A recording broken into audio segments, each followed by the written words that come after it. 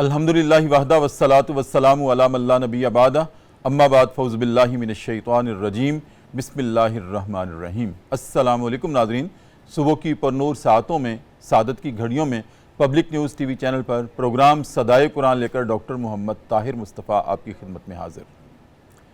ناظرین کرام، آج پروگرام میں جو ہمارا سبق ہے وہ قرآن کریم کا چھٹا پارہ ہے، سورہ المائدہ ہے، اور آیت نمبر 67 سے لے کر 69 تک کے مضامین ہماری گفتگو کا موضوع ہوں گے۔ تو آئیے ناظرین کرام، سب سے پہلے آج کے سبق کی ہم تلاوت سماعت کرتے ہیں امام حرمین شریفین قاری عبدالرحمن السدیس کی آواز میں۔ بسم اللہ الرحمن الرحیم۔ اے ہمارے رسول، جو کچھ آپ کے رب کی طرف سے آپ پر نازل کیا گیا ہے وہ آپ لوگوں تک پہنچا دیں۔ اگر آپ نے ایسا نہ کیا تو یہ منصب رسالت کے برعکس ہوگا۔ اللہ ہی آپ کو لوگوں کے شر سے بچانے والا ہے۔ آپ یقین کریں وہ آپ کے مقابلے میں کافروں کو ہرگز راہ دکھانے والا نہیں ہے۔ آپ فرما دیں، اے اہل کتاب، تم ہرگز کسی اصل پر نہیں ہو جب تک تورات اور انجیل اور ان دوسری کتابوں کو قائم نہ کرو جو تمہارے رب کی طرف سے نازل کی گئی ہیں۔ اے ہمارے حبیب، جو کلام آپ پر نازل کیا گیا ہے ان میں سے اکثر کی سرکشی اور انکار کو اور زیادہ بڑھا دے گا، مگر آپ انکار کرنے والوں پر کوئی افسوس نہ کریں۔ بے شک ایمان والے یا کوئی یہودی ہوں یا صابی یا عیسائی، جو بھی اللہ اور روز آخرت پر ایمان لائے گا اور نیک عمل کرے گا، اس کے لیے نہ کوئی خوف ہوگا، نہ کوئی رنج اور نہ کوئی ملال۔ ناظرین کرام، یہ ہمارا آج کا سبق ہے پروگرام صدائے قرآن میں، جس کی ابتدا میں ہی اللہ رب العزت نے اپنے حبیب کریم فدا کا امی و ابی صلی اللہ علیہ وآلہ وسلم کو ارشاد فرمایا ہے کہ اے نبی، اے ہمارے حبیب، جو کچھ بھی اللہ کا کلام آپ پر نازل کیا جاتا ہے آپ اس کو اپنی امت تک پہنچا دیں۔ اور ناظرین کرام، ساتھ ایک بڑی اہم بات، بڑی قابل غور ہے جو ارشاد فرمائی گئی ہے، وہ یہ ہے کہ اگر آپ نے ایسا نہ کیا تو یہ منصب رسالت کے برعکس ہوگی بات۔ ناظرین کرام، یہاں سمجھنے کی بات یہ ہے کہ اللہ رب العزت نے اپنے نبی کو ارشاد فرماتے ہوئے یہ اضافت ساتھ کیوں لگائی ہے؟ کیا ایسا ممکن ہے یا ہو سکتا تھا کہ اللہ رب العزت اپنے نبی صلی اللہ علیہ وآلہ وسلم، ہمارے ماں باپ آپ پہ قربان ہوں، ہم آپ پہ قربان ہوں، کہ آپ پر اپنا کلام نازل کرے اللہ رب العزت اور پھر آپ نہ پہنچائیں؟ یہ ممکن نہیں تھا اور ممکن نہیں ہے، سوچا بھی نہیں جا سکتا کہ اللہ کے رسول ہوں اور اللہ کا پیغام امتوں تک نہ پہنچائیں۔ تو سوال پیدا ہوتا ہے کہ پھر یہ اضافی بات اللہ رب العزت نے تاکید کے طور پر بھی اگر کی ہے، اس میں حکمت کیا ہے، ہم جاننے کی کوشش کریں گے آج کے پروگرام میں۔ ناظرین کرام، اس کے علاوہ ہم دیکھتے ہیں کہ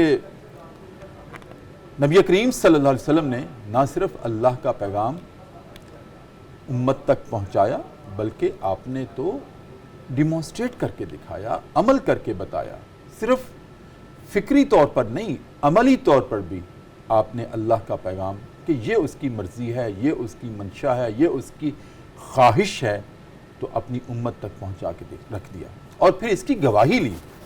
ناظرین کرام، خطبہ حجۃ الوداع کے موقع پر جب 1,24,000 صحابہ کرام موجود تھے اور قرۂ عالم کے قریہ قریہ بستی بستی سے تمام صحابہ کرام موجود تھے، تو آپ نے ان کو گواہ بنا کر ارشاد فرمایا تھا کہ میرے صحابہ، الا هل بلغت، کیا میں نے تم تک اللہ کا پیغام جو دین اور شریعت کی صورت میں اس نے مجھ پر نازل کیا تھا میں نے پہنچا دیا ہے نا؟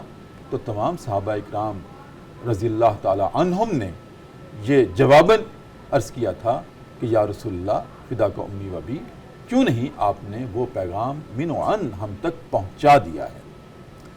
تو ناظرین کرام، پھر اللہ رب العزت کو یہ اضافت لگانے کی ضرورت کیوں پیش آئی؟ اس میں کیا حکمت تھی، کیا حکمت ہے، مفسرین کے اقوال کیا ہیں، اس پہ آج ہم غور کریں گے۔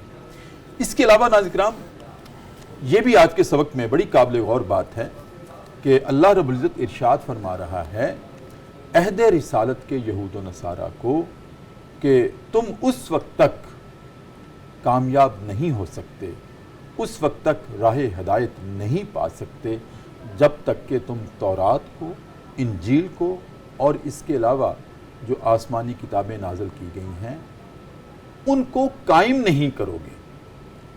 ناظرین کرام، یہ بھی پہلی دفعہ اصطلاح استعمال ہو رہی ہے کلام اللہ میں۔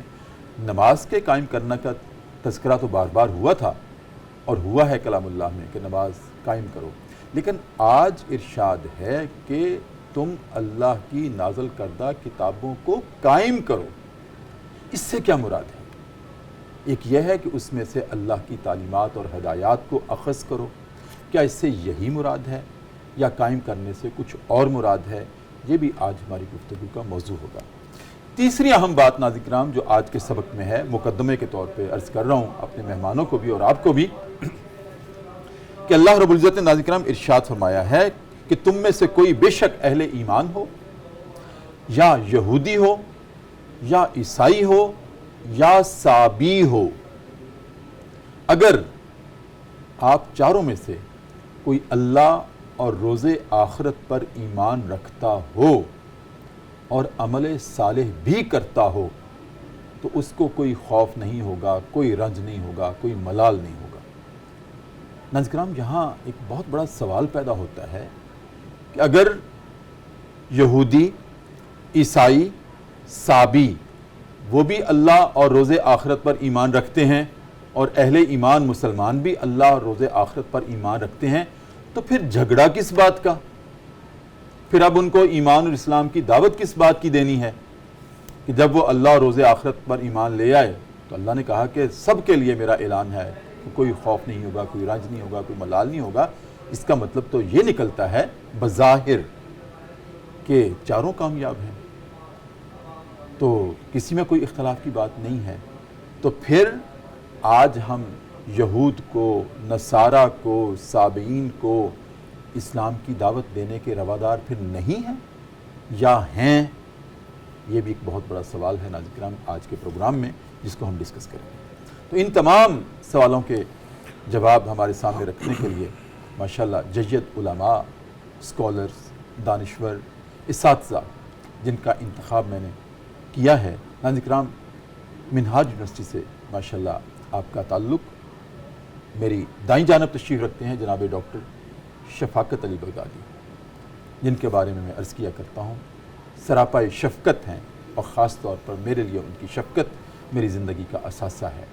جب بھی ان کو بے شک شارٹ نوٹس ہو، لانگ نوٹس ہو، 1 گھنٹے کا نوٹس ہو، میں نے ان کو درخواست کی، انہوں نے صدائے قرآن کے لیے فوری طور پر لبیک کہتے ہوئے حاضر ہونے کا مجھے یقین دلایا کہ میں آ جاؤں گا۔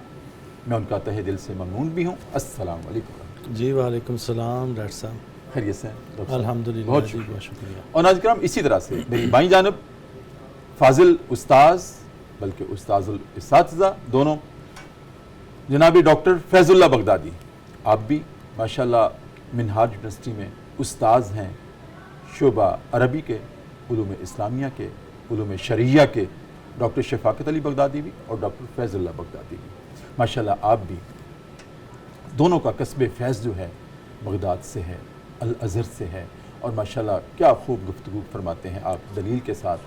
تو اسی طرح جیسے ڈاکٹر شفاقت علی بغدادی میری درخواست کو قبول کرتے ہیں، ڈاکٹر فیض اللہ بغدادی کو بھی جب بھی میں نے دستک دی ہے انہوں نے لبیک کہا ہے صدائے قرآن کے لیے، میں ان کا بھی بہت شکر گزار ہوں۔ السلام علیکم۔ وعلیکم السلام ورحمۃ اللہ۔ اللہ کا شکریہ ڈاکٹر صاحب۔ بہت شکریہ آپ دونوں کی آمد کے لیے۔ ڈاکٹر صاحب ٹھیک ہے آپ؟ خیریت سے جی ہیں؟ الحمدللہ، اللہ کا بہت کرم ہے، آپ کے آنے سے بڑی راحت ہوتی ہے، قلبی سکینت ہوتی ہے۔ آپ کا حسن ظن ہے، بندہ نوازی ہے۔ جیتے رہیں سر، جیتے رہیں۔ ڈاکٹر صاحب، جیسے میں نے مقدمہ آپ کے سامنے رکھا، سبق کا آغاز ہی اس بات سے ہے کہ اے ہمارے حبیب، جو کچھ آپ پر ہم نازل کرتے ہیں اس کو من و عن امت تک پہنچا دیں۔ اللہ رب العزت کی ذات ہے، وہ کہہ سکتا ہے ایسے جیسے کہہ دیا ہے کہ اگر آپ نے ایسا نہ کیا تو میں نے ترجمہ جو کیا ہے وہ بہت ادب کے ساتھ سوچ سمجھ کے اپنے ناظرین کے سامنے کر رہا ہوں کہ اگر آپ نے ایسے نہ کیا تو یہ بات منصب رسالت کے برعکس ہوگی. جی بالکل. ایسا کیوں کہا اللہ رب العزت نے؟ کیا حکمت تھی ڈاکٹر صاحب؟ ڈاکٹر صاحب سب سے پہلے ہم تو طالب علم ہیں چونکہ. جی ماشاءاللہ. سب سے پہلے تو میں آپ کا شکریہ ادا کرتا ہوں بہت شکریہ اور پبلک نیوز چینل کا، جنہوں نے ہمیں خدمت قرآن کا یہ عظیم موقع میسر کیا ہے. آپ جو فرما رہے تھے کہ جب بھی ہم بلاتے ہیں آپ حاضر ہو جاتے ہیں، تو در حقیقت یہ ہم سمجھتے ہیں کہ خوش قسمتی ہوتی ہے کہ قرآن کے اس پروگرام میں جی بالکل خدمت کا موقع ملتا ہے، اور یہ جو قرآن سے صدائے نسبت حاصل ہوتی وابستگی ہے، ایسے ہی ہے. اور یہ پبلک نیوز چینل کا بھی اعزاز ہے کہ جو اس جیسے خوبصورت قرآن کے تفسیر کے پروگرام کو ڈیلی کے طور پر ناظرین تک پہنچا رہے ہیں اور امت مسلمہ کی خدمت کر رہے ہیں. اب ہم آ جاتے ہیں اس آیت کے درس کی طرف، سبق کی طرف. سب سے پہلے تو آیت کا جو آغاز ہے اس پہ تھوڑا سا غور کرنے کی ضرورت ہے. جی اللہ رب العزت نے جس خطاب دل پذیر سے اپنے حبیب کو پکارا ہے جی وہ بہت عظیم ہے. اس کے اندر معنویت بھی ہے، درس بھی ہے، اور حضور کے منصب کا اظہار بھی ہے. جی بالکل. آقا کریم کو اللہ تعالیٰ فرماتے ہیں یا ایھا الرسول.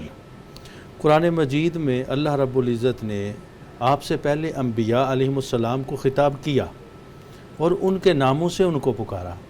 کبھی فرمایا یا نوح، کبھی فرمایا یا ہود، کبھی یا صالح. اب جب باری آئی اللہ کے اپنے پیارے اور آخری نبی کی علیہ الصلوۃ کہیں بھی نام والسلام، لے کر نہیں آپ کو کہیں بھی نام لے کر نہیں پکارا. اس کا جو نقطہ مفسرین نے لکھا ہے یا جو امتی محبت والے بیان کرتے ہیں، آئمہ نے جو بیان کیا ہے، وہ یہ ہے کہ اللہ تعالیٰ اپنے حبیب مصطفیٰ کے مقام کو اتنا بلند رکھا ہے کہ آپ کے القاب کے ساتھ اللہ تعالیٰ آپ کو کبھی پکارتا یا ہے. ایھا المدثر، یا ایھا المزمل، اور جس حالت میں آپ تشریف رکھتے تھے، آپ لیٹے کی ہوئے تھے، اداؤں کا ذکر ہاں، فرمایا. اداؤں کا ذکر کیا. آپ کی صفات کا، آپ کی اداؤں کا، آپ کے القاب کا. تو یہاں بھی آپ کی صفت رسالت کا اظہار کیا جا رہا ہے. چونکہ یہ آیت تبلیغ ہے، اس کا اگر شان نزول ہم دیکھیں تو اس آیت میں وہ تبلیغ جس کو آقا کریم علیہ الصلوۃ والسلام کو اسلام کے آغاز میں، ابتدائی اسلام میں سرن کرنے کا حکم دیا تھا، اب اسی تبلیغ کو اللہ تعالیٰ نے جہرن کرنے کا حکم عطا فرمایا. فرمایا کہ بلغ ما انزل الیک من ربک. جو اللہ تعالیٰ نے آپ کو وحی کی صورت میں عطا فرمایا ہے، جتنا عطا فرمایا ہے، جیسے عطا فرمایا ہے، اسی طرح لوگوں تک پہنچا دیں. کسی کی وجہ سے وہ رہ نہ پائے. وَإِن لَمْ تَفْعَلْ کا جو معنی ہے، اگر ہم اس کو اس تناظر میں لیں کہ کسی کے خوف کی وجہ سے، نبی پر خوف نہیں ہوتا، کسی کی رکاوٹ کی وجہ سے، کسی کے روکنے کی وجہ سے آپ کا پیغام وہ رکے نہ. کیوں؟ اور آگے اللہ تعالیٰ نے خبر بھی دے دی، اس لیے کہ آپ کی حفاظت اب میرے ذمے ہے. جی بالکل. واللہ یعصمک من الناس.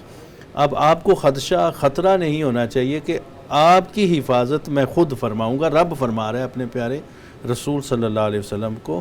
تو یہاں یہ بات نہیں ہے کہ ہمارے پیارے رسول اللہ کے پیغام کو پہنچانے میں معاذ اللہ کوئی سستی کریں گے. نہیں، ایسی ہو ہی نہیں سکتا، یہ تصور ہی نہیں ہو سکتا. یہاں اللہ تعالیٰ اپنے پیارے رسول علیہ الصلوۃ والسلام کو، اپنے پیارے محبوب کو ترغیب دے رہے ہیں، تاکید فرما رہے ہیں. اور آپ جو آئیں تو میں ہوں، ہاں، وہاں پر ٹھہرنا نہیں ہے، کسی رکاوٹ کی وجہ سے رکنا نہیں ہے. میں آپ کی اجازت سے ڈاکٹر صاحب کو جی ڈاکٹر صاحب کیسے مزاج ہیں؟ اللہ کا شکر ہے. بہت شکریہ سر آپ کی آمد کا. کیا فرماتے ہیں اسی تناظر میں آپ؟ جی ڈاکٹر صاحب، جو درس آج کا ہے اس حوالے سے یہ عرض ہے کہ اللہ تبارک و تعالیٰ نے جب حضور نبی اکرم صلی اللہ علیہ وآلہ وسلم کو یہ حکم ارشاد فرمایا کہ یا ایھا الرسول بلغ ما انزل الیک، تو یہاں مفسرین نے بلغ کا جو ترجمہ کیا ہے وہ اظہر بھی کیا ہے کہ اس حکم سے پہلے حضور نبی اکرم صلی اللہ علیہ وآلہ وسلم جو دین کی تبلیغ کا کام کر رہے تھے وہ سرن کر رہے تھے، وہ خفیتاً کر رہے تھے. لیکن اس آیت کے بعد اللہ تبارک و تعالیٰ نے حکم ارشاد فرما دیا کہ بلغ اے اظہر، کہ جو وہی آپ کی طرف، جو دین آپ کی طرف نازل کیا جا رہا ہے، اس کو آپ سرن کی بجائے جہرن اس کا تبلیغ شروع کر دیں، اور اس کے پھر الٹیمیٹلی اس کا جو نتیجہ ہونا تھا یہ ہونا تھا کہ وہ جو کفار اور مشرکین تھے جن سے چھپ کر آپ دین کی ان کے چوٹ لگنی تھی، اور وہ جو کیا کہتے ہیں جو لاما نے فرمایا طرز کوہن پر اڑنا جو ہے اور آئین نو سے ڈرنا، تو یہ آئین نو جو ان کو حاصل ہونے والا تھا اور جس سے وہ ریلیکٹنٹ تھے، انہیں ڈرنا تھا اور اس کا ریئیکشن ہونا تھا، تو اس کے لیے اللہ تبارک و تعالیٰ نے پہلے فرما دیا ریئیکشن سے آپ نے واللہ یعصمک من الناس، کہ اللہ تبارک و تعالیٰ آپ کو ان لوگوں سے محفوظ رکھے گا۔ تو حضور نبی اکرم صلی اللہ علیہ وسلم کو بچپن ہی سے اللہ تبارک و تعالیٰ نے آپ کی حفاظت کا اہتمام فرمایا، اور یہ حفاظت معجزتاً بھی تھی اور یہ حفاظت دنیاوی اسباب کے تحت بھی تھی۔ معجزتاً کیسے تھی کہ بہت سارے مواقع پر اللہ تبارک و تعالیٰ نے آپ کو معجزاتی طور پر آپ کی حفاظت فرمائی، جیسا کہ میں وہ آپ بعد میں عرض کروں گا۔ پہلے ہم دنیاوی اسباب کی طرف آ جاتے ہیں۔ دنیاوی اسباب مثلاً باپ کا سایہ آپ کی ولادت سے پہلے اٹھ گیا تو آپ کے دادا نے آپ کی پرورش کی، آپ کے دادا کا بھی سایہ سر سے اٹھ گیا تو حضرت ابو طالب نے آپ کی پرورش کی، تو حضرت ابو طالب کے دل میں اللہ تبارک و تعالیٰ نے آپ کی ایک طبی محبت ڈال دی، تو آپ کے لیے وہ سینہ سپر ہو گئے کفار اور مشرکین کے سامنے۔ اس کے بعد بہت سارے سرداران قریش نے بھی آپ کی حفاظت کی، جو ابھی مسلمان نہیں ہوئے تھے، ابھی وہ کفار کے اور قریش کے سردار تھے۔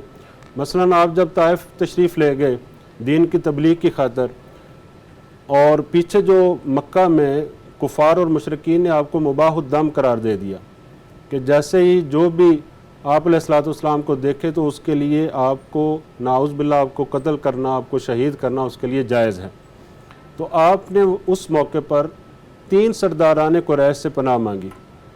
اس میں جو ہے وہ سہیل بن عمر ہیں اور مطعم بن عدی ہیں، اور اسی طرح جو ہے اخنس بن شریک ہیں۔ تو اخنس بن شریک اور سہیل بن عمر نے انکار کر دیا پناہ دینے سے، تو اس موقع پر جو ہے وہ مطعم بن عدی جو جبیر بن مطعم کے والد ہیں، تو انہوں نے آپ کو پناہ دی۔ اسی طرح بہت سارے مواقع پر جب یہ جو ابو جہل ہے یا اخنس بن شریک ہے یا دوسرے سرداران قریش ہیں آپ کے خلاف ایمان نہیں لائے تھے، پھر بھی تو اس وقت بھی آپ حضرت ابو سفیان جو ابھی تک اسلام میں داخل نہیں ہوئے تھے تو ان کے گھر پناہ لیتے تھے۔ یہی وجہ ہے کہ جب فتح موقع کا موقع تھا تو حضور نبی اکرم صلی اللہ علیہ وسلم نے جب یہ اعلان فرمایا، اعلان عام فرمایا کہ جو بھی ابو سفیان کے گھر پناہ لے لے گا تو وہ ہم سے محفوظ ہو جائے گا، اس کو پناہ دے دی جائے گی۔ تو یہ مطلب سیرت نگار اس کو یہی وجہ بیان کرتے ہیں کہ جب ابو سفیان ابھی اسلام میں داخل نہیں ہوئے تھے اور ان مواقع پر بھی وہ حضور نبی اکرم صلی اللہ علیہ وسلم کی حفاظت کرتے تھے، اس حفاظت کا بدلہ آپ نے پھر فتح مکہ کے موقع پر آپ کو عطا فرمایا کہ یہ اعلان عام کر دیا کہ جو ابو سفیان کے گھر داخل ہو جائے گا وہ محفوظ ہے، اس کو پناہ دے گا۔ اسی طرح بہت سارے مواقع پر جیسے میں نے کہا کہ اللہ تبارک و تعالیٰ نے معجزاتی طور پر یعنی وہی فرما جو بڑا اہم موضوع ہے دنیاوی اعتبار سے آپ نے اپنی حفاظت، اللہ رب العزت نے جو آپ کی حفاظت فرمائی اس کا منظر آپ نے جو کھینچا ہے، میں ایک وقفہ لے لوں اور اس کے بعد میں لازمی سننا چاہوں گا۔ ناظرین کرام، بہت خوبصورت گفتگو ہے جناب ڈاکٹر شفاقت علی بغدادی اور ڈاکٹر فیض اللہ بغدادی آج ہمارے مہمان ہیں۔ وقفہ ہے پروگرام صدائے قرآن میں، اور وقفے میں ہم جایا کرتے ہیں دربار رسالت میں اور اپنے نبی کریم صلی اللہ علیہ وسلم کی ذات اقدس پر بالہانہ انداز میں درود کریم کا نذرانہ پیش کرتے ہیں اور واپس آتے ہیں۔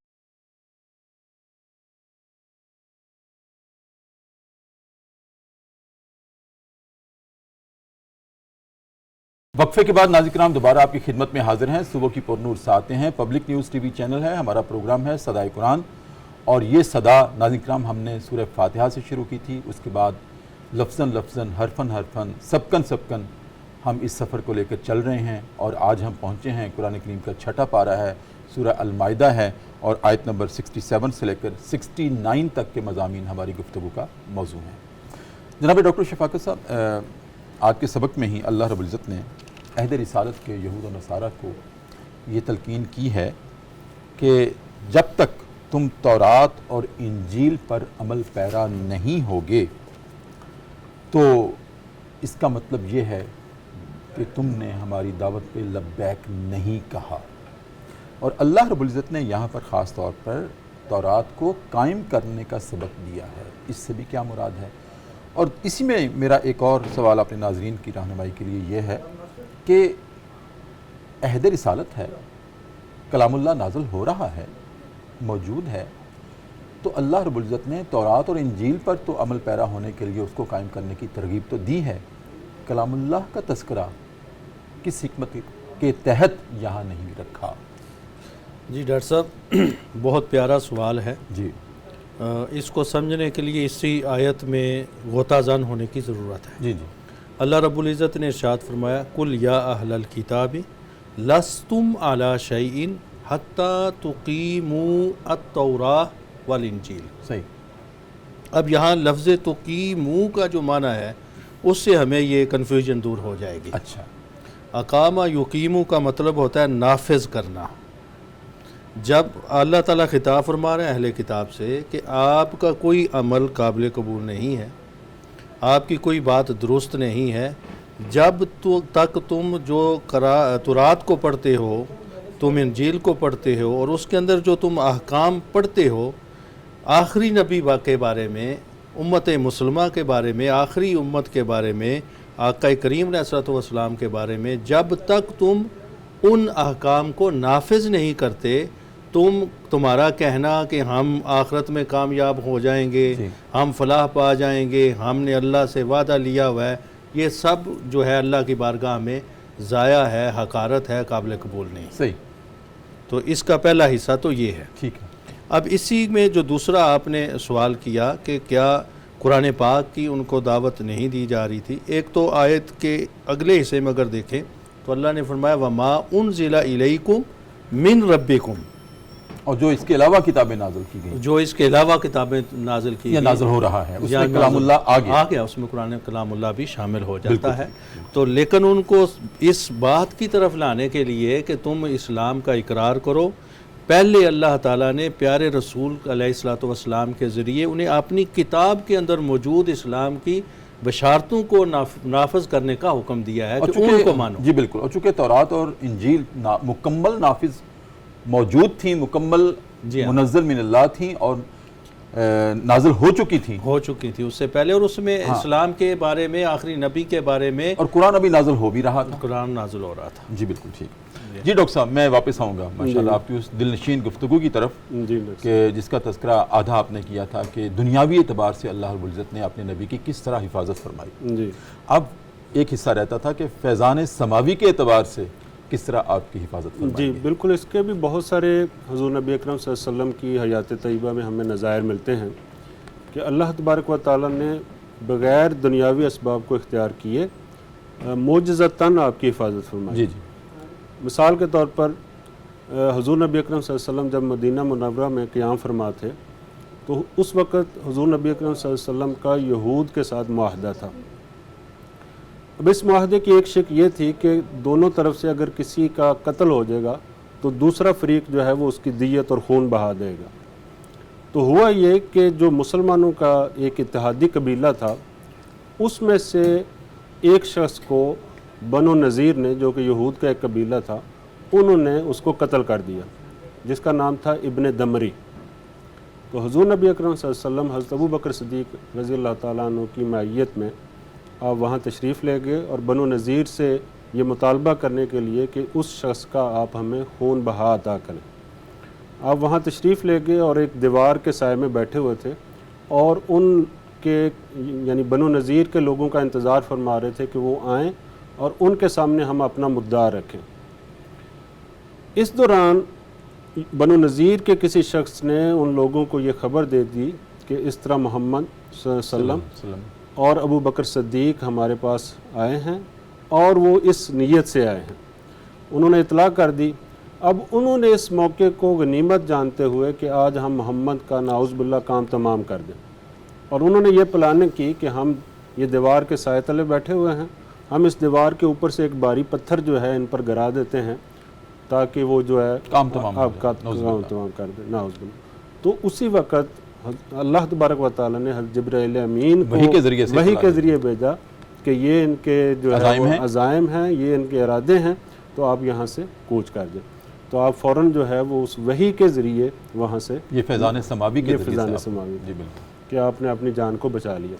اسی طرح ایک غزوہ حضرت جابر اس کو روایت کرتے ہیں، حدیث ہے کہ ایک غزوہ سے آپ واپس تشریف لا رہے تھے، گرمی کے دن تھے، آپ ایک درخت کے سائے کے نیچے تشریف فرما ہوئے اور وہاں آرام کرنے لگے، اور اپنی تلوار جو ہے وہ آپ نے اس درخت کے ساتھ لٹکا دی. جی جی اور ایک عرابی آیا وہاں، اس نے آپ کو تنہا جان کر آپ کی تلوار کو لے لیا، اس کو سونپ لیا، ننگی تلوار کر لی اور آپ کے سر پر کھڑا ہو گیا، اور اس آہٹ سے آپ علیہ الصلوۃ والسلام کی چشمان مقدسہ کھل گئیں، آپ نیند سے بیدار ہو گئے، اور اس بندے نے کہا کہ آج آپ کو کون بچائے گا؟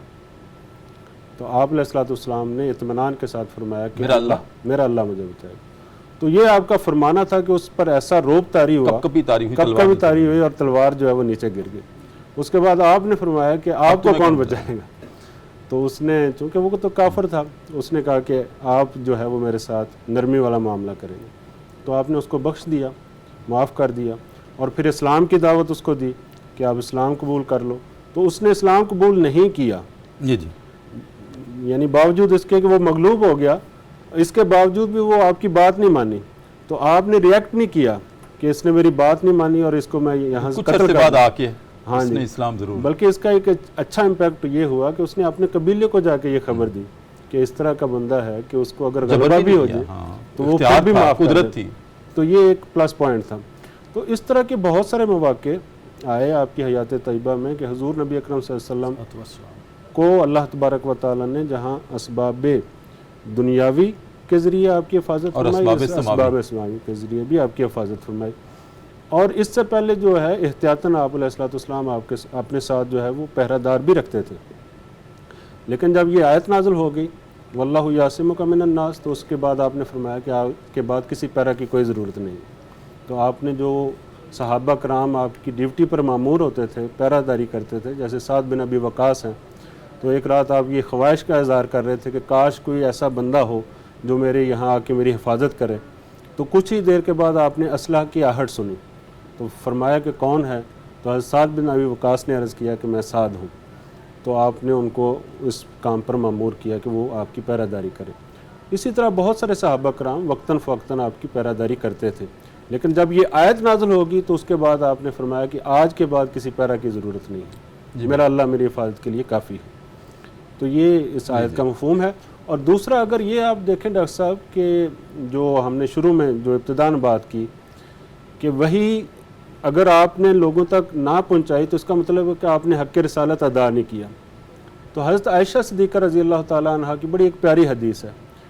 وہ فرماتی ہیں کہ لو کان النبی صلی اللہ علیہ وسلم قاتما من الوحی لقتم هذه الآیہ، کہ اگر حضور نبی اکرم صلی اللہ علیہ وسلم وحی میں سے کچھ چھپانے والے ہوتے تو یقیناً وہ اس آیت کو چھپا لیتے. اللہ، کیونکہ اس آیت میں بظاہر یہ بڑی ایک یعنی وعید والی آیت ہے، اور حق رسالت ادا نہ کرنا ایک یہ بہت بڑا ایک باری لفظ ہے. تو اگر آپ علیہ الصلوۃ والسلام اس طرح کی، یعنی یہ آیت ایٹ دا سیم ٹائم جہاں حضور نبی اکرم صلی اللہ علیہ وسلم کو آداب رسالت سکھا رہی ہے، وہیں یہ قرآن کی حقانیت کی بہت بڑی دلیل ہے کہ آپ علیہ الصلوۃ والسلام جو بھی وحی آتی تھی اس کو بلا کم و کاست وہ آپ بیان فرماتے تھے. یعنی اس طرح کی بہت ساری آیت ہیں، جیسے عبسہ وتولیٰ والی آیت ہے، یہ والی آیت ہے. تو اگر آپ وحی کو چھپانے والے ہوتے تو یہ آیتیں ڈیفینیٹلی چھپا لی جاتی، لیکن آپ کا یہ منصب نہیں تھا. بالکل آپ کا یہ منصب نہیں تھا. ایک اور وقفہ ہے ڈاکٹر صاحب. ناظرین کرام، ایک اور وقفہ ہے پروگرام صدائے قرآن میں. دوبارہ چلتے ہیں اپنے نبی کریم صلی اللہ علیہ وسلم کی خدمت میں، درود کریم کا نذرانہ پیش کرتے ہیں اور واپس آتے ہیں.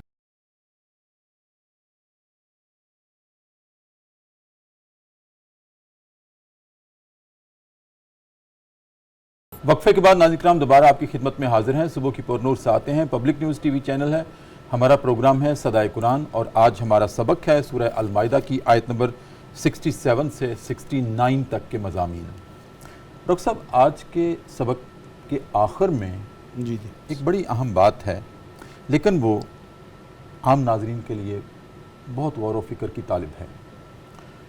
وہ آیت یہ ہے کہ اگر اہل ایمان، جس کا میں مفہوم پیش کر رہا ہوں، جی اگر اہل ایمان یہودی، عیسائی اور صابی، یہ چاروں اگر اللہ اور روز آخرت پر ایمان لے آئیں تو کسی کے لیے بھی کوئی رنج ہوگا، نہ خوف ہوگا، نہ ملال ہوگا۔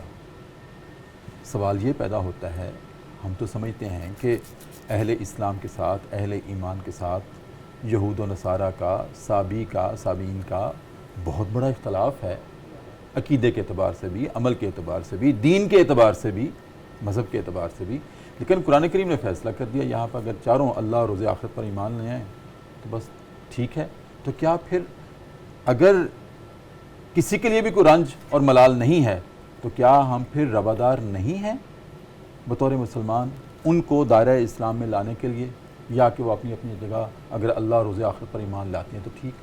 ڈاکٹر صاحب بہت اہم سوال ہے۔ اللہ تعالیٰ نے 4 گروہوں کا ذکر فرمایا، ان الذین آمنوا، جو ایمان کا اقرار کرتے ہیں یا ایمان کو بیان کرتے ہیں کہ ہم ایمان والے ہیں، اور دوسرے فرمایا کہ والذین ہادو، اور جو یہودی ہیں تورات کو مانتے ہیں، حضرت موسیٰ علیہ السلام کو مانتے ہیں، والصابئون، اور جو ستاروں کی پوجا کرتے ہیں، صابی، اور 5ویں نصارہ یعنی عیسیٰ علیہ السلام کو ماننے والے، چوتھے یہ ہیں۔ 4 یہ گروہوں کا ذکر کیا۔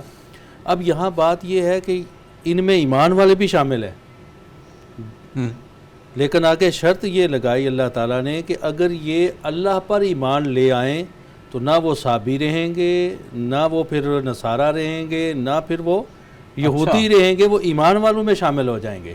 اور جو ایمان والوں کا آلریڈی تذکرہ ہے تو اس کا معنی یہ ہے کہ اگر وہ بھی حقیقی ایمان لے آئیں گے، چاہے وہ زبان سے اقرار کر رہے ہیں، اس کے تقاضے اگر پورے کر دیتے ہیں تو دین پھر ان پر بھی خوف و رنج نہیں ہوگا۔ اگر تقاضے پورے نہیں کرتے تو وہ بھی ایمان کا فائدہ تو ان کو ہوگا۔ سوال یہ ہے کیا یہود و نصارہ اللہ اور روز آخرت پر ایمان نہیں لاتے؟ وہ جب اسلام آیا، اسلام سے پہلے وہ بہت تحریف ہو چکی تھی، آخرت کو بھی وہ اس طرح نہیں مانتے ہیں رب کو، لیکن وہ عمل میں 3 چیزیں بیان فرمائی، آمن باللہ وبالیوم الآخر وعملا صالحا۔ تو یہ جو تیسری چیز ہے صالح اعمال، نیک اعمال کو سر انجام دینا، اللہ پر ایمان سے مراد یہ تھی اللہ پر ایمان اس وقت مکمل ہوتا ہے جب اللہ کے آخری نبی پر بھی ایمان ہو، آقا کریم علیہ السلام، تو وہ آخری نبی پر ایمان تو نہیں لاتے تھے۔ اچھا، اس کا یہاں تذکرہ بھی نہیں ہے، چونکہ یہ بھی اسلوب قرآن ہے کہ کہیں مفصلاً ایمان کا ذکر ہوتا ہے اور کہیں وہ جو ہے مفصلاً اجمالاً ہوتا ہے، تو یہاں وہ بھی شامل ہے۔ جب وہ اس لیول پہ آ جائیں گے تو پھر وہ اپنی اصل جو ان کی پہلے تھی، صابی تھے، ستاروں کی پوجا کرتے تھے، وہ چھوٹ گیا، اللہ پر ایمان آ گیا۔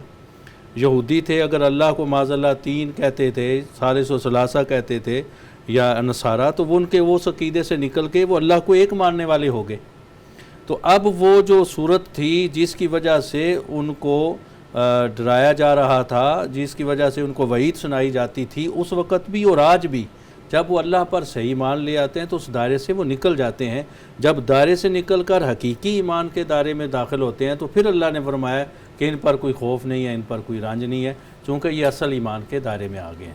ٹھیک ہے ڈاکٹر صاحب، آپ بھی فرمائیں کہ یہاں پر جو ایمان کا معیار قرار دیا گیا ہے وہ صرف اللہ اور روز آخرت پر ایمان ہے۔ کچھ تو اشارہ ڈاکٹر صاحب نے کر دیا کہ یہاں تفصیل کے ساتھ نہیں، اجمالاً ایمان کے بنیادی تقاضوں کا تذکرہ کیا گیا ہے۔ کیا اور بھی کوئی حکمت ہے؟ جی ڈاکٹر صاحب، اس میں اللہ تبارک و تعالیٰ نے 4 گروہ بیان کیے ہیں۔ ہم ان 4 کو لے لیتے ہیں۔ پہلے ہے ایمان والے، اس سے مراد امت مسلمہ ہے، ٹھیک، جو حضور نبی اکرم صلی اللہ علیہ وسلم پر ایمان لائے۔ اس کے بعد ہے یہودی، جو حضرت موسیٰ علیہ السلام پر ایمان لائے۔ پھر ہیں نصارہ، جو حضرت عیسیٰ علیہ السلام پر ایمان لائے۔ اور پھر ہیں صابئین۔ صابئین کے 2 معنی بیان کیے جاتے ہیں۔ ایک تو وہ ہے جو ستاروں کی پرستش کرتے ہیں۔ ایک صابئین سے مراد وہ ہیں جو سابقہ انبیاء کرام، جن کو ہم نے ذکر کر دیا، یعنی حضرت موسیٰ علیہ السلام اور حضرت عیسیٰ علیہ السلام کو چھوڑ کر دیگر انبیاء کرام پر جو ایمان لائے، ان کو صابئین کہتے ہیں۔ اچھا، اب یہاں بظاہر دیکھا جائے تو ہمیں لگتا ہے کہ آیت میں تضاد ہے، کیونکہ ایک طرف اللہ تبارک و تعالیٰ نے فرمایا کہ ان الدین عند اللہ الاسلام، بالکل، کہ دین اللہ کے نزدیک اسلام ہے، اور ادھر 4 گروہ بیان وَمَن کر يَبْتَغِ غَيْرَ الْإِسْلَامَ دِينًا فَلَن يُقْبَلَ مِنْهُ فَلَن يُقْبَلَ مِنْهُ، تو ادھر 4 گروہ بیان کر دیے. اس کی ہمیں تعویل کرنی پڑے گی. اس کی تعویل یہ ہے کہ ان الذین آمنوا جب فرمایا، اس سے مراد یہ ہے کہ جو حضور نبی اکرم صلی اللہ علیہ وسلم پر ایمان لائے اور ان کی کتاب پر ایمان لائے اور دیگر آسمانی کتابوں پر ایمان لائے. اس کے بعد جو یہود کا ذکر ہوا، تو اس سے مراد یہ ہے کہ جنہوں نے حضرت موسیٰ علیہ السلام کا زمانہ پایا اور آپ پر ایمان لائے اور آپ کی کتاب پر ایمان لائے، اور اسی حالت میں ان کا اس دنیا سے پردہ ہو گیا، تو وہ اسی شریعت پر رہے، تو وہ مومن کہلائیں گے، یعنی وہ بھی مسلمین ہیں. ہوا سماکم المسلمین من قبل و فی ھذا، کہ جو پہلی شریعتوں پر، یعنی پہلی شریعتوں پر جو کاربند تھے اور ان انبیاء پر جو ایمان لاتے تھے اور ان کی شریعتوں کو مانتے تھے، ان کی کتابوں کو مانتے تھے، وہ بھی مسلمین ہیں اور وہ بھی اسلام ہے. اسی طرح جو حضرت عیسیٰ علیہ السلام کی شریعت میں پیدا ہوئے اور ان پر وہ تو ایمان. ٹھیک ہے ڈاکٹر صاحب، لیکن یہ تذکرہ ہو رہا ہے عہد رسالت کے یہود و نصارہ کا. عہد رسالت میں جب یہاں آ جائیں گے، ایک تو یہ ہم طویل کریں گے کہ جو پہلی شریعتوں پر ایمان لائے اور اسی پر ان کا یعنی خاتمہ بالایمان ہوا، اسی شریعت پر ان کا خاتمہ ہوا، یعنی انہوں نے دوسرا نبی پایا ہی نہیں. جی جی ٹھیک ہے، تو وہ اپنے دور کے مسلمان تھے. اپنے دور کے مسلمان تھے. ٹھیک ہے. جب حضور نبی اکرم صلی اللہ علیہ وسلم کی شریعت میں آ جائیں گے تو پھر آپ پر ایمان لانا فرض ہے. ٹھیک ہے، آپ پر ایمان نہیں لائیں گے تو ان کی کوئی بخشش نہیں ہے. لیکن یہاں تذکرہ نہیں اس کا. لیکن اس کو ہم انڈرسٹوڈ مانیں گے. یہ تو حضور نبی اکرم صلی اللہ علیہ وسلم کی حدیث ہے، کیٹیگوریکلی حدیث ہے کہ جس نے میرا سنا، چاہے وہ یہودی ہے اور نصارہ میں سے ہے، اور مجھ پر ایمان نہیں لایا، یعنی وہ اپنی یہودیت اور نصاریت عیسائیت پر ہی اس کی وفات ہو گئی، تو وہ اس کا خاتمہ بالایمان نہیں ہوا، وہ ایمان سے خارج ہے. یہاں پر اللہ پر ایمان لانے میں انڈرسٹوڈ ہے کہ نبی کریم صلی اللہ علیہ وسلم پر ایمان لانا بھی اس میں شامل ہے. پھر ایک دوسرا سوال جو آپ نے فرمایا کہ یہاں صرف 2 چیزوں کا ذکر ہوا ہے، ایک ایمان باللہ کا، ایمان بالآخرت کا. صحیح. تو یہ ایمان باللہ اور ایمان بالآخرت میں ایمان بالرسالت شامل ہے. ٹھیک ہے. کیونکہ اللہ پر ایمان لانے کا کس نے کہا ہم نے؟ جی جی. آخرت کے بارے میں ہمیں کس نے کہا؟ صحیح. تو یہ ہمیں تو بتائے سب کچھ نبی نے ہے. جی جی. تو جب تک نبی پر ایمان نہیں ہے تو ہم اللہ پر بھی ایمان کیسے ہو سکتا ہے ہمارا؟ آخرت پر ایمان کیسے ہو سکتا ہے؟ گویا اللہ پر ایمان اور آخرت پر ایمان یہ مشروط ہیں ایمان بالرسالت پر. صحیح. تو یہ چونکہ انڈرسٹوڈ ہے ایمان بالرسالت ہوگا تو یہ چیزیں ہوں گی. اگر ایمان بالرسالت نہیں ہے تو ان دونوں کا تو سوال ہی نہیں پیدا ہوتا. تو اس کا مطلب یہ ہے کہ ایمان بالرسالت آلریڈی اس میں شامل ہے. اس لیے ان 2 چیزوں کا ذکر کر دیا کہ جس نے میری نبی پر ایمان لا کر پھر مجھے مانا اور آخرت کو مانا تو وہ اس کا خاتمہ بالایمان ہوگا اور وہ مومنین میں سے کہلائے. بہت خوبصورت ڈاکٹر صاحب آپ نے وضاحت فرمائی. ڈاکٹر صاحب کیا پیغام دیں گے کنکلوژن کے طور پہ، خلاصے کے طور پہ؟ بڑی اہم گفتگو تھی اور بڑے اہم سوال تھے. جی جی. اس کو میں چاہتا ہوں خلاصے کے طور پر کیسے ارشاد فرمائیں گے؟ ہم اپنے ناظرین کے لیے یہی بیان کریں گے کہ اس آیت میں آخری جو ہم آیت نمبر 69 تھی، تو اس میں جو مضمون بیان کر رہے تھے کہ جو اللہ پر ایمان لاتا ہے اور آخرت پر ایمان لاتا ہے اور نیک عمل کرتا ہے تو اس پر کوئی رنج نہیں. اس کا معنی مفسرین نے، آئمہ نے جو بیان کیا ہے اس کا لب لباب یہ ہے کہ جو تعلیمات محمدیہ کے مطابق اللہ پر اور آخرت پر ایمان لاتا ہے تو پھر ایسے بندے کے لیے کوئی رنج و غم نہیں ہوگا، وہ اللہ کے ہاں بھی کامیاب ہوگا اور دنیا میں بھی کامیاب ہوگا. کیا بات، کیا بات. جی جی ڈاکٹر صاحب بہت شکریہ. ناظرین کرام، بڑی اہم بات تھی اور ڈاکٹر صاحب نے اس کو ماشاءاللہ سمندر کو کوزے میں بند کر دیا کہ جو نبی کریم صلی اللہ علیہ وسلم ختم المرسلین، خاتم الانبیاء، جن کی ہم امت ہیں، اللہ کا فیصلہ ہے کہ جب تک کوئی میرے حبیب کریم کو نہیں مانے گا وہ بے شک مجھے مانتا رہے، اس کا ایمان قابل قبول نہیں ہے. اور جب تک آپ کی تعلیمات کے مطابق مجھ اللہ کو نہیں مانے گا اور روز آخرت کو نہیں مانے گا، اس وقت تک اس کا کوئی ایمان قابل قبول نہیں ہے. یہی آج کے پروگرام کا ناظرین کرام خلاصہ تھا. اسی کے ساتھ ہم آج کے پروگرام کو ختم کرتے ہیں. اپنے میزبان ڈاکٹر محمد طاہر مصطفیٰ کو کل تک کے لیے اجازت دیجیے. انشاءاللہ کل نئے سبق کے ساتھ اسی وقت آپ کی خدمت میں دوبارہ حاضر ہوں گے. تب تک کے لیے اجازت. اللہ حافظ.